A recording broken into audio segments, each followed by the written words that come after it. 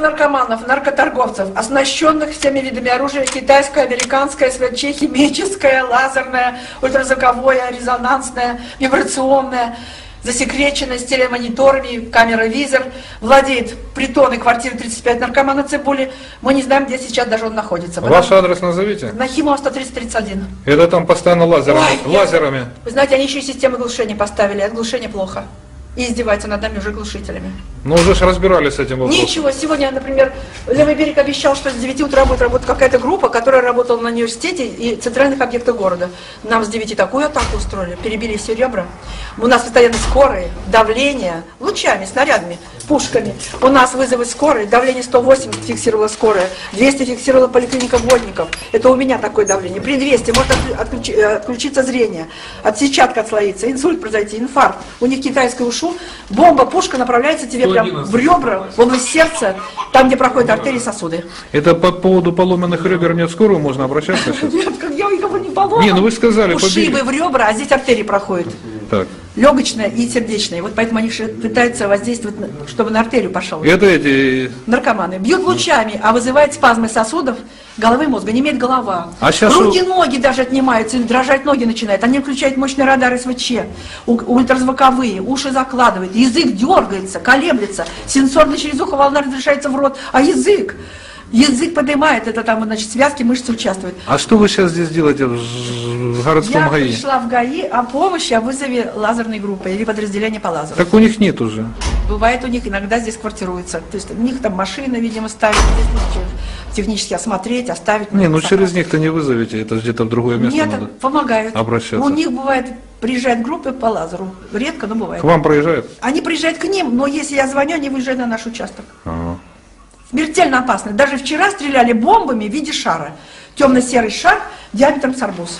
2,5 килограмма, на арбузики есть такие? Ну, 200, наверное. Надо подъехать, вот подснять. А когда можно подснять у вас? А бьют, вы знаете, у нас там с утра до вечера эти лучи видны. Они светло-серые, белые, редко желтые, желтые вечером видны, огненно-желтые. Видно сквозь стекла окон. И по стыковым швам панели. Движение потока видно. И с балконов видно их неусточники, как это бьют, и какой размер лазера, луч, цвет какой. Все это видно.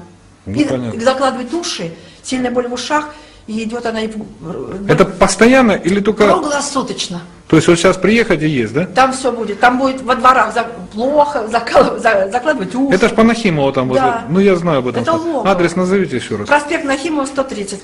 Приходите к нам в квартиру. А у вас квартира? Я на рояле сыграю.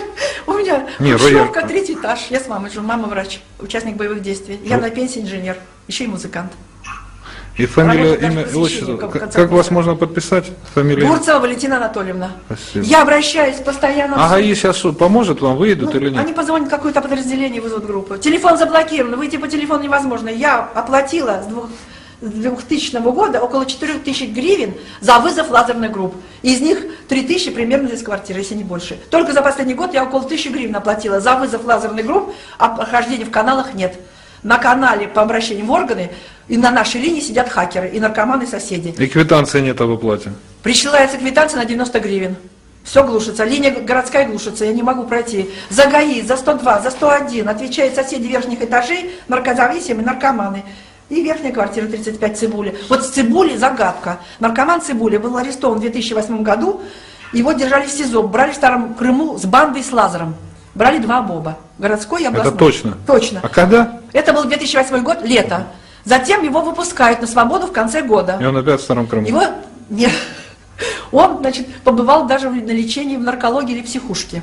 Потом его снова берут с оружием, приморская милиция, и снова выпускают. А, сейчас... там козлы вообще в Приморском. Вообще я говорю, куда же дели оружие? Приходили, сами в аппарат пустили или списали, раздавили эти пушки.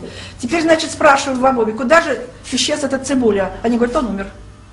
Перед дозировкой наркотиков в больнице в Донецке похоронили. Соседи говорят, что он жив. Но у него еще вы его не видели? Нет, год не вижу. Но он, если по разговорам, и я его увидела год назад, зимой в это же время, год назад, ровно год назад, в это же время из СИЗО выпустили заключение находился начальник милиции, бывший начальник милиции Приморского района Рекун. Когда? Рекун, год назад. Ждал суда. Стоп, он сидел? Он находился в заключении, за взятку его держали. Хотели проводить суд. Но, конечно, его отмыли и выпустили, спасли. А за что его держали? За взятку. Но он закрывал дело Бурцевых и соседей. 2002-2003 год. То есть начальник Приморского родила... Бывший Рекон. А когда это было? Его выпустили в начале того года. Я в суд пришла, мне сказали, Рекон уже на свободе.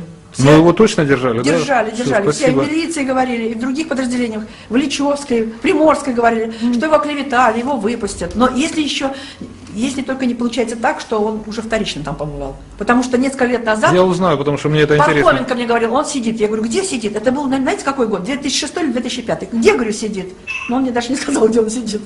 Все, и вдруг спасибо. повторно, или первично он. Все, спасибо. А мы были пациентами больницы номер 7, мама участник боевых действий, врач на пенсии. Вы инженер? 22 года. Вы инженер? Я инженер. У него пенсия 1630. У меня маленькая пенсия из-за того, что я не могу работать.